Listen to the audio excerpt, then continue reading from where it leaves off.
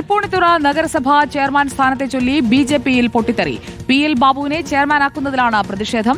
Party ഭാരവാഹികൾ രാജിഭീഷണി മുഴക്കി. U Madhusoodanan parliamentary party യോഗത്തിൽ നിന്ന് ഇറങ്ങിപ്പോയി. ലേബി സജീന്ദ്രൻ നമുക്കൊപ്പം. ലേബി സജീന്ദ്രൻ, ഗുഡ് മോർണിംഗ്. എന്താണ് തൃപ്പൂണിത്തുറയിൽ ഭരണത്തിലെത്തുമ്പോൾ സംഭവിക്കുന്നത്?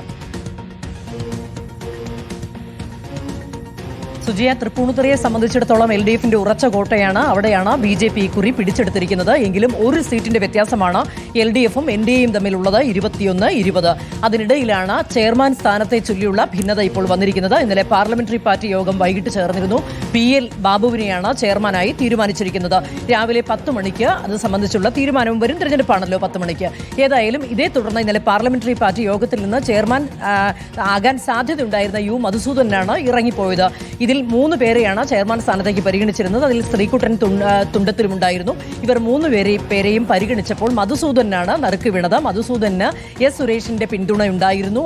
അതുകൊണ്ട് തന്നെ ചില മാറി വന്ന സമവാക്യങ്ങൾ ഇപ്പോൾ അനുകൂലമായി എന്ന് ആരോപിച്ചുകൊണ്ടാണ് ഇത്തരത്തിൽ യു മധുസൂദനൻ ഇന്നലെ പാർലമെന്ററി പാർട്ടി യോഗത്തിൽ നിന്ന് വിട്ടുനിന്നത്.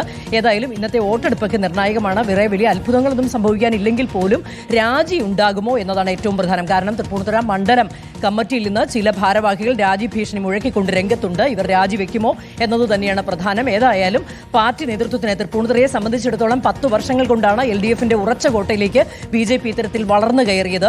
BJP ഇത്തവണ അധികാരം പിടിക്കുമ്പോൾ BJPയെ സംബന്ധിച്ചിടത്തോളം അത് വലിയൊരു നേട്ടവുമാണ്. അതിനിടയിലാണ് ഈ ശോഭ കിടത്തുന്നത് പോലെ ഇത്തരത്തിൽ ഭിന്ന സ്വരങ്ങളൊക്കെ ഉയരുന്നത്. ഇതിൽ പറയുന്നത് യു മധുസൂദനാണ് പാർട്ടിയിൽ സീനിയറായ ആള്.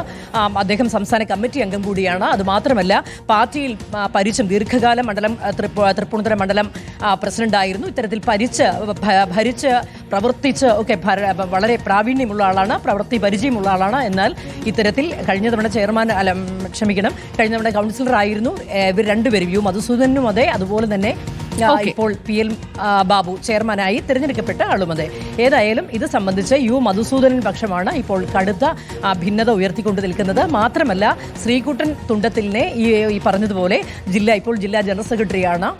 എങ്കിലും പ്രവൃത്തി പരിചയം ആദ്യത്തെ തവണയാണ് ജയിച്ചു കയറിയത്. അതുകൊണ്ടാണ് ശ്രീകുട്ടനെ പരിഗണിക്കാതിരുന്നത്. ഏതായാലും മധുസൂദനൻ കടുത്ത ഭിന്നതയിലാണ്.